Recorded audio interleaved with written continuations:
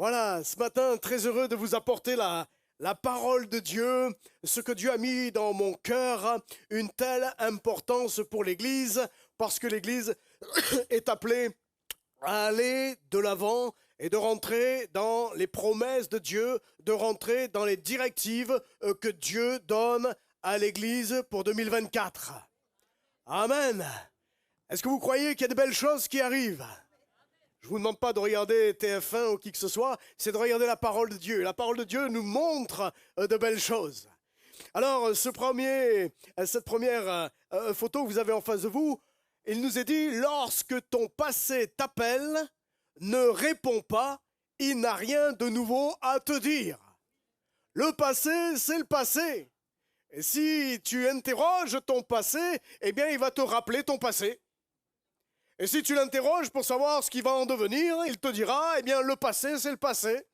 Et finalement, eh bien, on reste parfois dans une croûte du passé et on n'arrive pas à s'en sortir. Et des fois, combien même de chrétiens, eh bien, sont enfermés dans les choses du passé. Mais ce matin, j'ai une bonne nouvelle, c'est que Jésus-Christ a détruit le passé. Le passé n'a plus de pouvoir sur votre vie. Amen. Les choses anciennes, toutes choses nouvelles. Amen. Et je crois que c'est important qu'en tant qu'Église, nous puissions, eh bien, regarder de l'avant. Hier soir, j'étais avec le groupe de jeunes et j'ai eu à cœur de les amener bien plus loin que ce qu'ils vivent aujourd'hui. Je leur ai parlé du ciel. Qu'est-ce que le ciel ?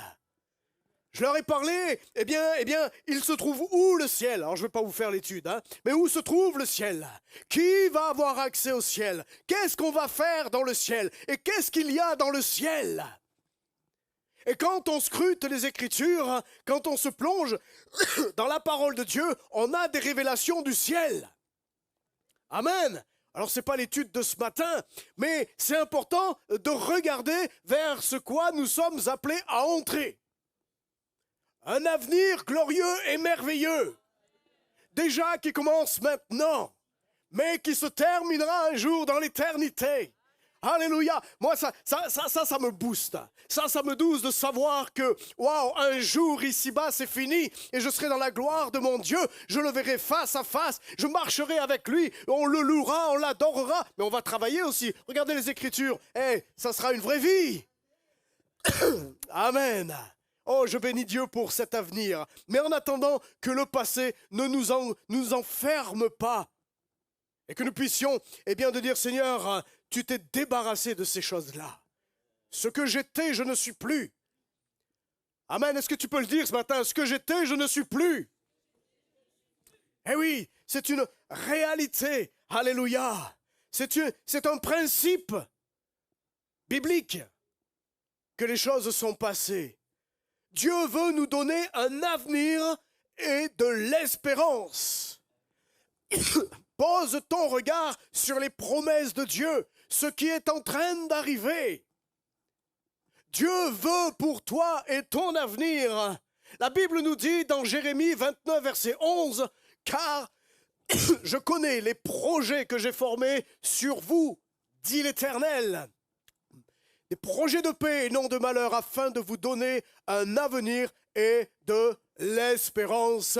Voilà ce matin, s'il y a une chose que tu dois garder sur le message, eh bien c'est la parole de Dieu, c'est Jérémie 29, 11 qui nous fait cette promesse de nous donner un avenir et une espérance. Alléluia, oui, gloire à Dieu. Oh, quelle grâce que Dieu nous fait. Il est parlé d'avenir et non d'un retour en arrière dans le passé. Nous devons abandonner les choses qui ont été passées. Jésus-Christ, à la croix, il a fait une œuvre extraordinaire. Par son sang, il a purifié, il a lavé, il a fait disparaître toutes les choses qui nous condamnaient. La Bible dit que l'ordonnance dont les actes nous condamnaient ont été cloués à la croix une fois pour toutes. Ça a été enfoui avec Christ dans le tombeau. Et Christ est ressuscité et le reste est resté dans le tombeau. Amen. Dans l'Apocalypse chapitre 21, il nous est dit quoi ? Je le disais aux jeunes hier. quand Dieu va recréer le ciel et la terre. Et il est dit dès les premiers versets, Dieu créera de nouveaux cieux, de nouvelles terres, et il n'y aura point de mer. Bizarre, non? La mer, c'est joli. Et pourquoi il n'y aura plus la mer? Parce que symboliquement, c'est un lieu où Dieu a jeté toutes les choses ténébreuses, tous les péchés. Il a enfoui toutes ces choses-là. Et dans le ciel, avec l'Éternel, dans la Nouvelle Jérusalem, il n'y aura plus de péché. Amen. Ça sera la gloire de Dieu. Alléluia. Alors oui, nous devons nous rappeler que Dieu a des projets d'avenir et non de malheur, des projets de paix, des projets de vie pour chacun d'entre nous. Ecclésiaste nous dit dans le chapitre 3, verset 1, « Il y a un temps pour tout, un temps pour toute chose sous les cieux. » Il y a le temps dans lequel tu as été avant ta nouvelle naissance. Et aujourd'hui, tu es dans le nouveau temps dans lequel Dieu t'a régénéré en Jésus-Christ, afin que tu sois en nouveauté de vie, afin qu'il n'y ait plus de condamnation sur ta vie. Mais quand on reste dans le passé, quand on murmure dans le passé, il y a une forme de cloisonnement qui se fait autour de nous et qui nous empêche de voir la gloire de Dieu, qui nous empêche de comprendre le plan de Dieu, qui nous empêche de voir la main de Dieu agir. Et pourtant, Dieu agit encore aujourd'hui. Un peintre, vous l'arrêterez jamais de peindre. Alors le Créateur, vous l'arrêterez jamais de créer. Il continue à faire des choses merveilleuses. Il continue à appeler ce qui n'existe pas à l'existence. Il continue à nous d'avoir un cœur à cœur avec lui, une relation avec l'Esprit pour comprendre et voir ce que Dieu fait. Dieu n'est plus dans le passé, c'est fini. Alléluia. Alors il y a des gens qui aimeraient tellement pouvoir avoir la machine à remonter le temps. Il y avait un film comme ça, peut-être je vais me tromper, le futur, hein, le retour vers le futur, je ne sais plus. Ah, vous êtes meilleur que moi, dis donc. Et combien de personnes aimeraient tellement avoir cette machine à la maison? Je suis sûr que si Amazon en proposait une, j'irais dans les maisons, je suis sûr que je la retrouverais. Mais peut-être chez moi aussi, mes amis. Pourquoi? Parce que, on a l'impression souvent dans nos vies que nous n'avons pas fait assez bien. Oh, si je pouvais récupérer les erreurs de mon passé. Oh, si je pouvais aller voir, mon bien-aimé qui est décédé et j'ai pas eu le temps de réparer Marie avec lui. Oh, Seigneur, j'ai pas su éduquer mes enfants comme il se doit et aujourd'hui je m'en mords les doigts, ils seraient pas là si j'avais fait ceci, si j'avais fait cela. Et on se flagelle et on se fait du mal et on reste esclave d'un système qui est passé et que Dieu nous dit que tout est devenu nouveau en Jésus-Christ. T'as pas su éduquer tes enfants comme il se doit. Dieu s'en occupe. Moi et ma maison, nous servirons l'Éternel. Crois au Seigneur Jésus et tu seras sauvé, toi et ta famille.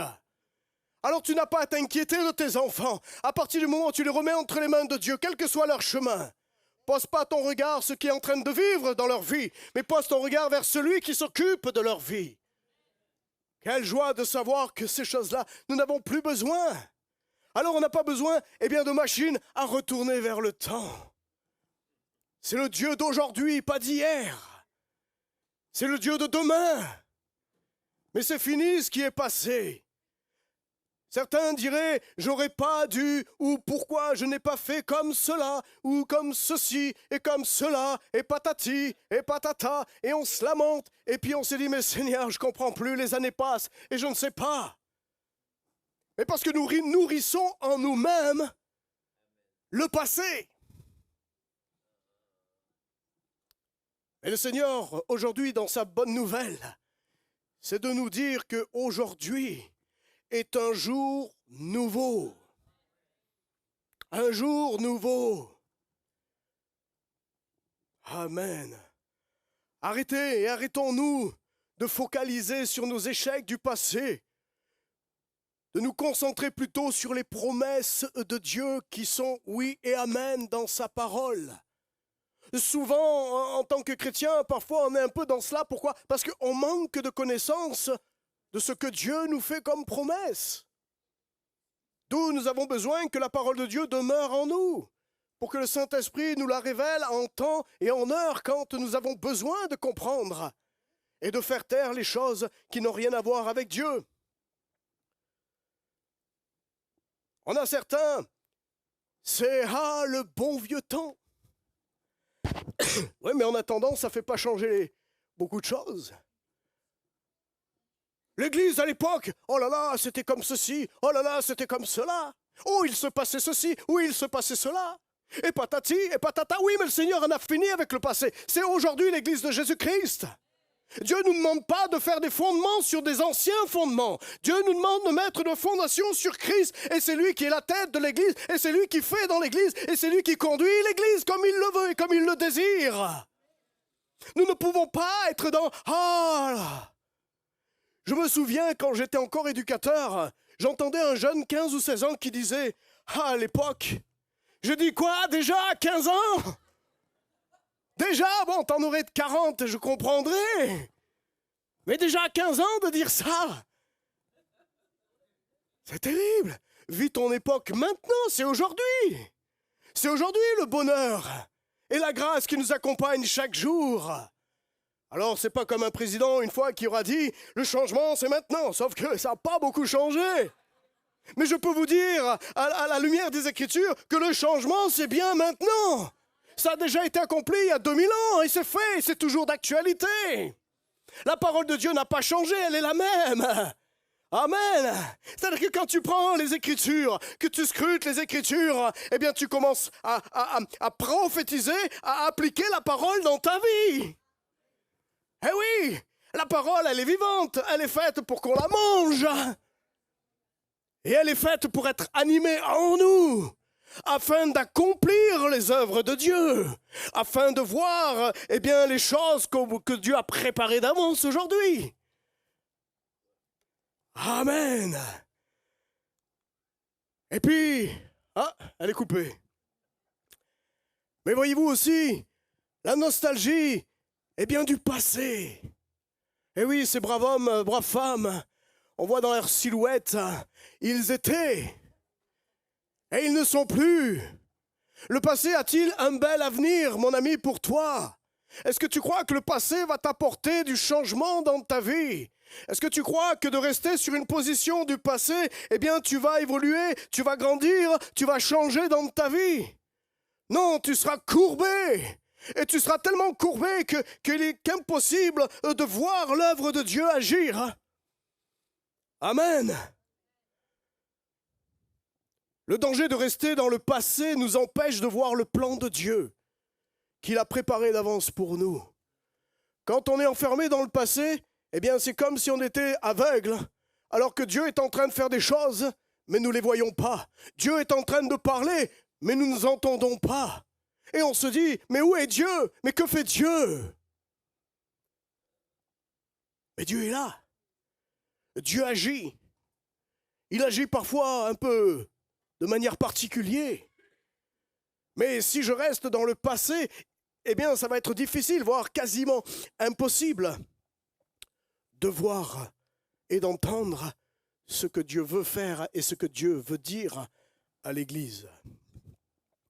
1 Jean 2, verset 28 nous dit « Et maintenant, petits enfants, demeurez en lui afin que lorsqu'il paraîtra, nous ayons de l'assurance et qu'à son avènement, nous ne soyons pas confus et éloignés de lui. » Mes amis, quand tu es quand tu es dans tes pensées du passé, quand tu te nourris des choses du passé, qu'est-ce qui se passe? Eh bien, tu risques d'être surpris, c'est ce que nous dit Jean. Jean nous dit tout simplement, à son avènement, ne nous soyons pas confus et éloignés. D'où l'importance, c'est d'être éclairé par la parole de Dieu pour nous aujourd'hui. Être conduit par le Saint-Esprit, qui est celui qui dirige l'Église. Soyons des canaux seulement dans lesquels le Saint-Esprit fait l'œuvre de Dieu. Mais si nous bloquons avec l'histoire du passé, eh bien nous risquons d'être confus, voire même, il est dit, éloignés de lui. Ce matin, c'est une matinée de victoire sur ta vie.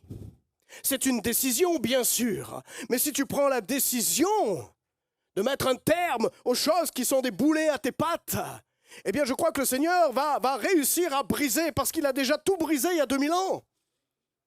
Et aujourd'hui, il veut t'éclairer dans ton esprit Aujourd'hui, il veut te révéler son plan pour ta vie, mais pour celle de l'Église.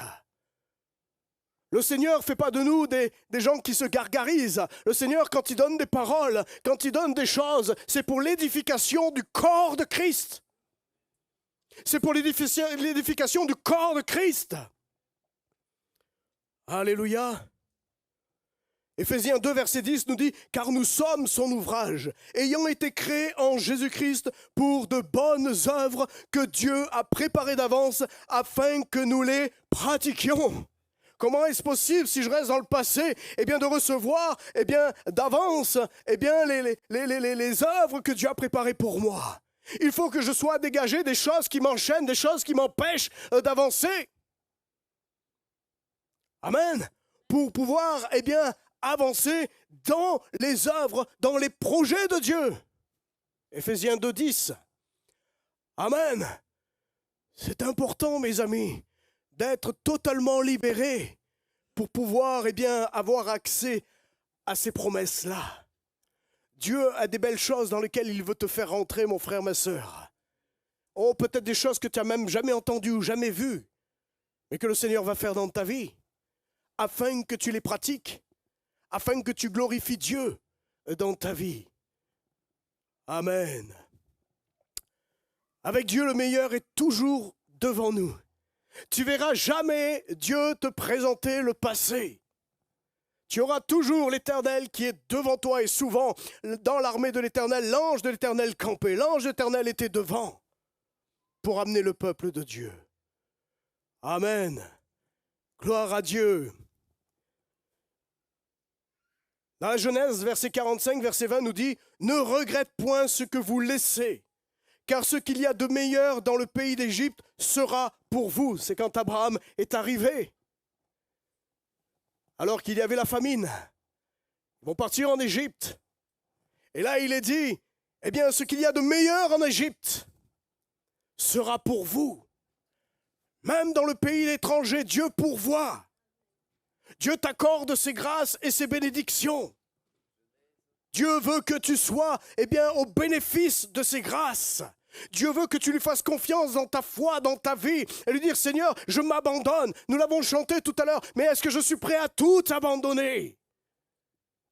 Je me souviens, quand nous étions en Alsace avec mon épouse, on était dans une situation professionnelle d'excellence.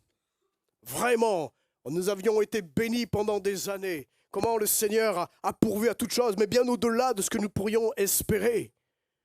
Et quand le Seigneur m'a dit, maintenant je t'appelle au ministère, et tu quittes maintenant tout, et tu pars dans les Vosges, oh les Vosges, la nature humaine a tendance à dire, c'est toi Seigneur? Et là on cogite, et là on se dit, waouh, quelle épreuve! Quand il a fallu démissionner, tout retombe à zéro. Mais c'est là qu'on a vu la main de Dieu qui pourvoit en tout et en toutes choses. Alléluia. Le Seigneur pourvoit quand il appelle. Le Seigneur pourvoit à celui et celle qui obéit, qui est fidèle à l'Éternel. Le Seigneur ne délaissera jamais quelqu'un qu'il a appelé. Le Seigneur est avec toi tous les jours de la vie. C'est pourquoi c'est difficile de quitter l'inconnu. Nous savons ce que nous avons et nous n'aimons pas ne pas savoir ce qu'on va avoir. Et même certains, dans des situations dramatiques et difficiles, ils préfèrent rester là-dedans que rentrer dans l'inconnu. Parce que c'est la nature humaine qui a besoin de sécurité. Mais la foi, c'est la ferme assurance. C'est une ferme assurance que Dieu est là, et que Dieu envoie, et que Dieu pourvoit, et que Dieu va accomplir son œuvre avec toi dans ta vie. Alléluia.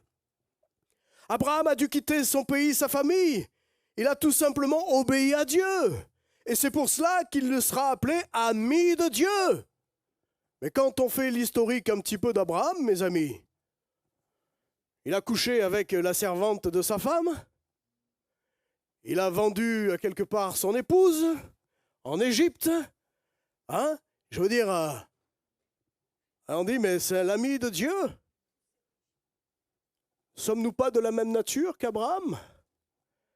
Et pourtant Dieu va dire, c'est mon ami. C'est mon ami. Dieu te voit comme son ami.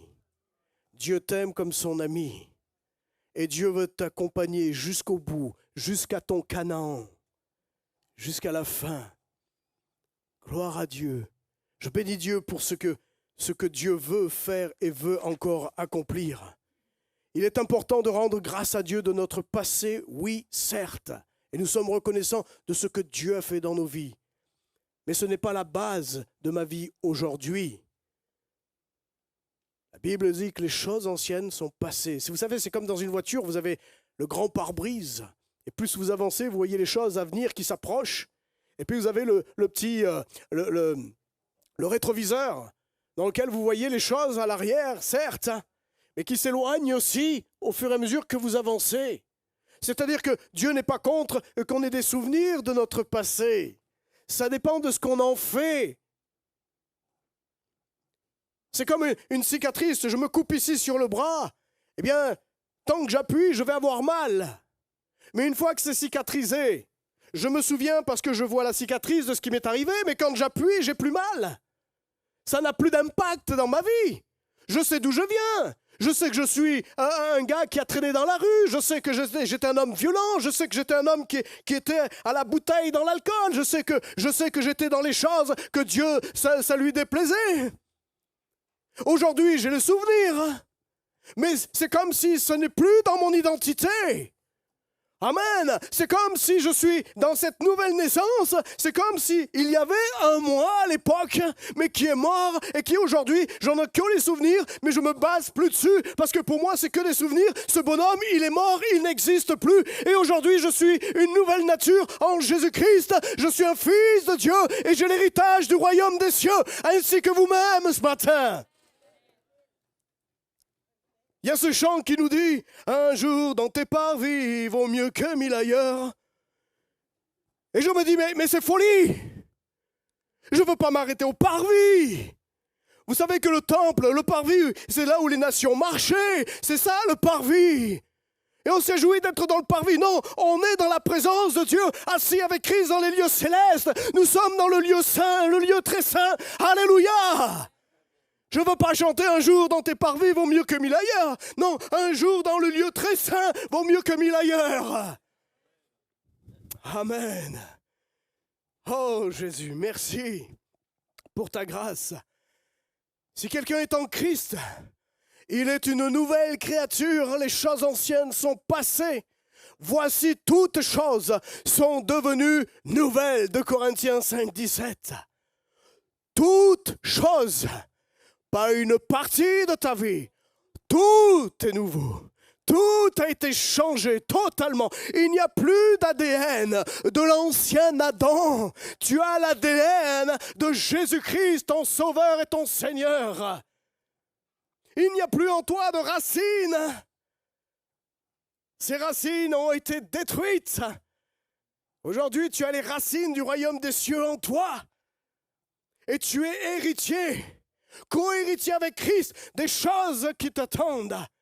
Je disais aux jeunes hier, oh, vous écoutez, nous sommes héritiers, co-héritiers. Ah, c'est bien. Non, c'est merveilleux, gloire à Dieu.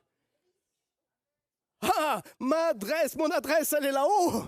Ici, je suis qu'un pèlerinage, je marche dans cette vie et Dieu me conduit, mais ce que je sais, c'est que mon adresse est là-haut. Est-ce que vous connaissez votre date de naissance?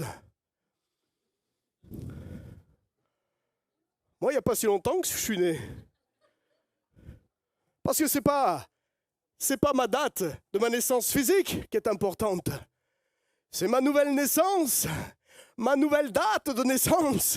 C'est celle-ci qui est inscrite en moi. C'est celle-ci qui est inscrite, eh bien, dans les cieux. Amen. Oh, gloire à l'Éternel notre Dieu. Quand nous avons fait de Jésus-Christ notre Seigneur et Sauveur de notre vie, nous ne pouvons pas regarder en arrière. Quand Jésus est devenu ton Seigneur et ton Sauveur, c'est fini. Tu es dégagé, libéré des choses qui pouvaient t'accabler, t'enfoncer. Mais aujourd'hui, parce que Christ est ton Seigneur et ton Sauveur, eh bien tu peux dire que je marche dans cette nouveauté de vie où il n'y a plus rien qui puisse accuser les élus de Dieu. Plus rien. Et si les pensées reviennent de penser auparavant, eh bien dis-leur, hein, j'en ai fini avec toi. Je te condamne au nom de Jésus. Je n'accepte pas les mensonges sur ma vie parce que Christ a payé.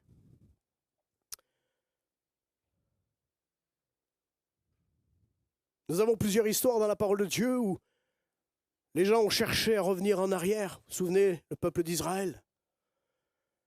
Quand Moïse avait envoyé les 12 espions et qui sont revenus, il y en avait 2 qui étaient dans une vision de Dieu éclair. Allons et combattons, l'Éternel sera avec nous, on va remporter ce pays parce que c'est les promesses de Dieu. Vous les connaissez ces noms? Ok, est-ce que vous connaissez aussi les 10 autres? Pourtant ils sont inscrits dans Nombre 13. Pourquoi on ne s'en souvient pas? Parce qu'on ne se souvient pas de ceux qui ne sont pas des héros. Pourquoi Hébreu nous parle des héros? Parce que Dieu se souvient des héros, ceux qui ont mis leur foi en Christ, ceux qui ont mis leur foi en Dieu. Et Dieu ne retient que les héros de la foi. C'est pour ça que vous avez la facilité de reconnaître Caleb et Josué. Et pourtant les autres, je vous les laisserai chercher dans Nombre chapitre 13, et vous les voyez tous, et vous ne les connaissez pas. Qui a gagné la dernière Coupe du Monde? Oh, c'est pas si vieux que ça quand même. Pas en 98, hein? Là, l'Argentine. On ne garde en tête que ce qui a remporté la victoire. C'est logique. Pourquoi? Parce que l'homme aime la victoire. Et on ne retient que ce qui est victorieux. Eh bien, pour Dieu, c'est la même chose. Dieu regarde à ta foi, il regarde à ta victoire, à ta capacité de lui faire confiance et d'être dépendant de Dieu. Amen. Je vois que le temps passe. Quelqu'un a bougé l'horloge, je ne sais pas. Mais le peuple d'Israël a commencé à se murmurer contre Moïse, contre Aaron, contre Dieu quelque part. Ah, l'Égypte. Pourtant, ils étaient esclaves, c'est eux-mêmes qui criaient à Dieu, viens, sauve-nous. Et finalement, ah, l'Égypte. C'est comme Lot, son épouse en sortant de Gomorrhe, eh bien, elle était attachée au pays, elle se retournera et elle va périr. La Bible nous dit que, Luc 9, verset 62, Jésus leur répondit, quiconque met la main à la charrue et regarde en arrière n'est pas propre pour le royaume de Dieu. Mes amis, j'aimerais vous encourager ce matin à aller de l'avant, de marcher par la foi en Jésus-Christ, de ne pas vous laisser décourager par toutes sortes de choses, et encore moins à rester enfermé dans le passé.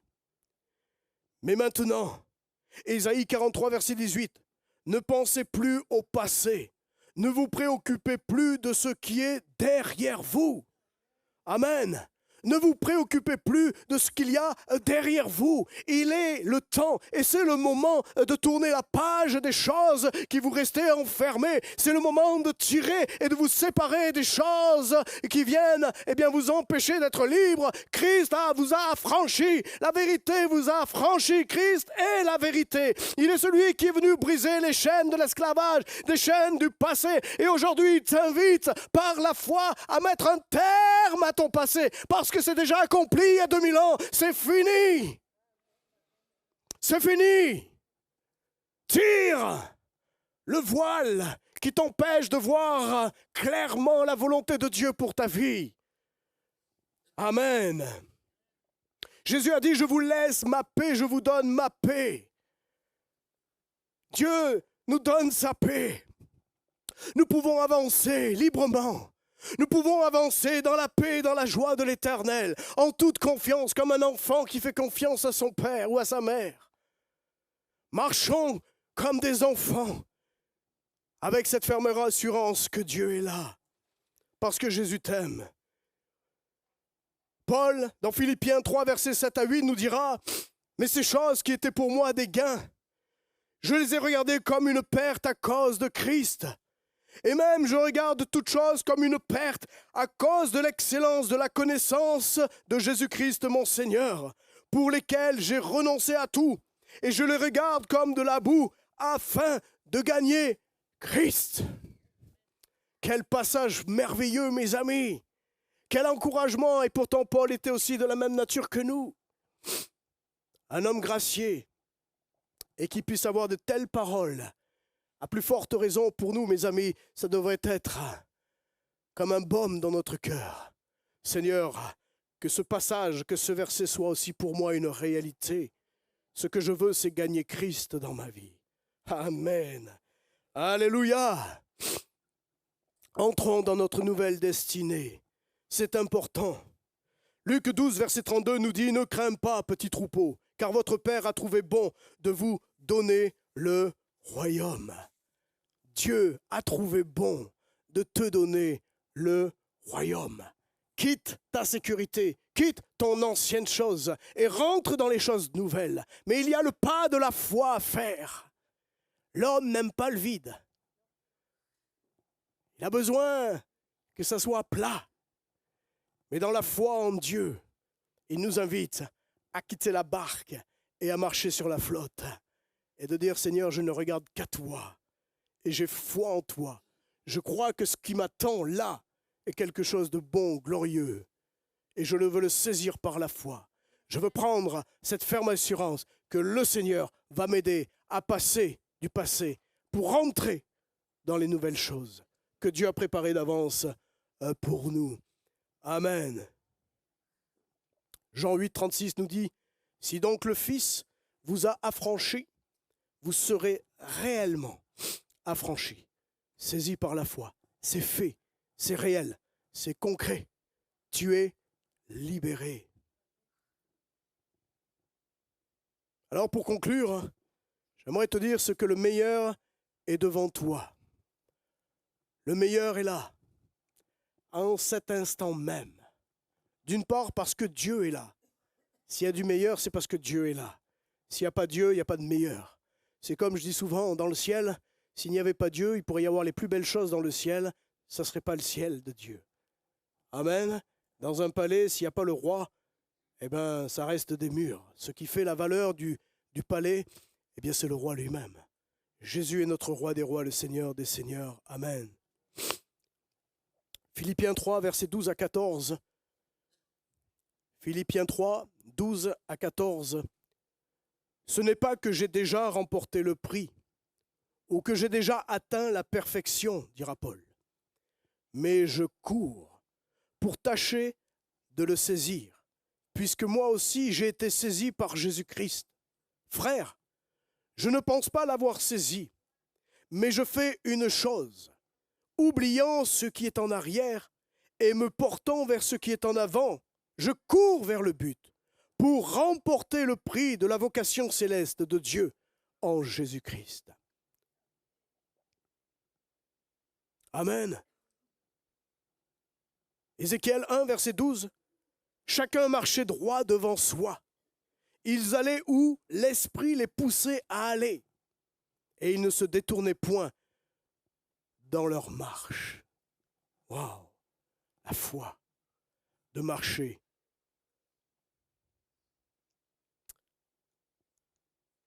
Celui qui a commencé en vous cette bonne œuvre la poursuivra jusqu'à son terme, jusqu'au jour de Jésus-Christ. Philippiens 1, 6. Dieu, depuis votre nouvelle naissance, a commencé quelque chose en vous et il va l'achever, il va l'amener jusqu'au bout, parce que Dieu n'est pas un homme pour mentir. Ce qu'il dit, il le fera. S'il t'a sorti de ton passé, ce n'est pas pour t'y remettre, mais c'est bien parce que celui qui a commencé en toi cette œuvre nouvelle, eh bien la poursuivra jusqu'à terme, jusqu'à sa fin. Amen. Seigneur Jésus, nous te bénissons encore pour la parole, Seigneur, qui est la tienne. Et nous connaissons, Seigneur, ta volonté. Nous savons que tu as des choses merveilleuses pour ton Église et que tu puisses remplir les cœurs, Seigneur, de cette ferme assurance. Seigneur, nous ne voulons plus regarder aux choses anciennes, mais nous voulons regarder à ce vers quoi tu nous emmènes. Je ne sais pas quel est ton projet pour cette année 2023, Seigneur, mais je crois que tu vas amener ton Église plus loin dans la compréhension des choses qui concernent le royaume des cieux. Seigneur, oui, bien sûr, souvent nous demandons et nous réclamons de voir ta gloire, nous le chantons parfois, mais je crois qu'on n'est pas toujours prêt à voir ta gloire, parce que nos raisonnements, nos entendements et tout cela, Seigneur, parfois prennent beaucoup le dessus. Mais ce que nous voulons, Seigneur, c'est de nous attendre à ta parole. Ta parole a dit que tu as des projets de paix, des projets de bonheur. Tu parles dans ta parole qu'il y a des choses que tu as préparées d'avance pour nous afin que nous les pratiquions. Seigneur, c'est ce que nous voulons. Viens équiper ton Église. Viens, Seigneur, l'amener plus loin, à une nouvelle étape spirituelle. Que ton esprit agisse au milieu de nous de manière différente de tout ce qu'il a fait. Parce que parfois, c'est nous qui avons bloqué. Seigneur, nous voulons être totalement libres comme ta parole nous dit. Dans ta sagesse, dans ton intelligence, mais par ton esprit. Conduis chacun de nous dans nos vies de tous les jours, mais aussi dans cette belle communauté, Seigneur, qui est la tienne, ton Église, et qu'à travers laquelle tu puisses agir, que tu puisses œuvrer. Je te prie encore de baptiser de ton esprit sur ceux qui n'ont pas été encore visités, Seigneur, parce que le baptême de ton esprit est quelque chose de glorieux, est quelque chose d'une promesse. Seigneur, tu veux baptiser chacun, ou peut-être renouveler certains qui ont été déjà baptisés, mais par les choses de la vie, se sont laissés affaiblir. Seigneur, fais une œuvre nouvelle, nous te le demandons, Père, dans le nom de Jésus-Christ. Amen. Amen. Que le Seigneur vous bénisse, que le Seigneur vous encourage à aller de l'avant.